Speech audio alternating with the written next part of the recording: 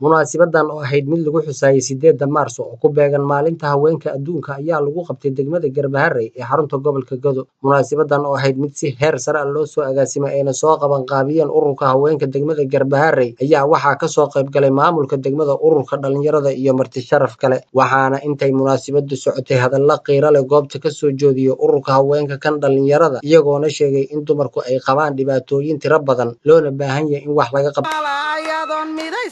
oo caafimaadkii iyo tacliintu ha tabargaleen tahriibka hala waayay iyo dhalinta la tumi. maanta waa maalinka haweenka adduunka, waa 8 Maarso.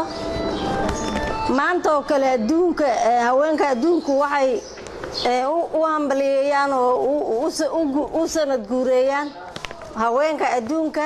anaga hadda waa maanta waa hambalyo waa maalinkii haweenka adduunka. gaar ahaan waxaan u hambalyeynayaa haweenweynaha Soomaaliyeed, gaar ahaan kuwa Jubbooyinka, gaar ahaan kuwa gobolka Gado.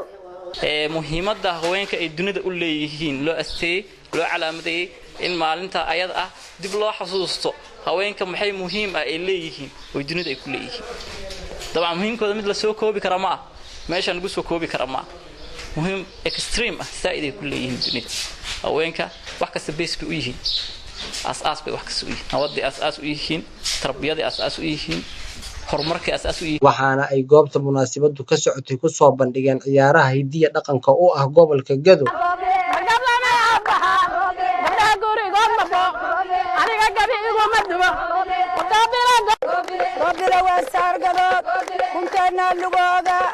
kuntaana lugooga barmaha geelaha ku xiran haldoorka lagu xiraa dooradu waa dabadida daawaha canaha dhexyaal kuntaana lugooga. ugu dambeyntiina waxaa munaasabadda soo gabagabeeyay gudoomiyaha arrimaha bulshada Cabdullaahi Axmed Aadan, isagoona sheegay inuu garab taagan yahay ururka haweenka, sidoo kalena ku ammaanay howlkarnimada ururka haweenka adduunka kan gobolka Gado uu qayb ka yahay. inta aan soo xirin armaya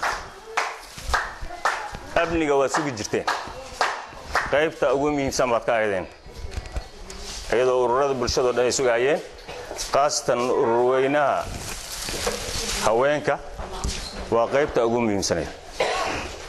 amni hadduusan jirin nabad nolol ma jirto. waxaan kula dardaarmayaa inaan nabadda dhowrno, inaan midowno, inaan horumarka sidii hore aan uga fikiraynay si laablaabno. hadday dhisme iyo bilic magaalada tahay, hadday amni tahay, hadday wada shaqayn maamul iyo bulshadii tahay, iyo haddii horumar walba oo adduunka iyo deegaanka ka jira ay yihiin. annaguna waxaan ku dadaalinaa inaan idinkala qayb qaadanno, idinla raadinno, idinla gacmayno meel walba ay wax naga galaan haddii alla idmo. qaasatan ayagoo arrimaha bulshada ah ku matalahaya degmada. waad mahadsantihiin. waxaan xafladda ku soo xirayaa haweenka adduunka ha israaco, haweenka gobolka Gado ha israaco, haweenka degmada Garbaharey ha israaco.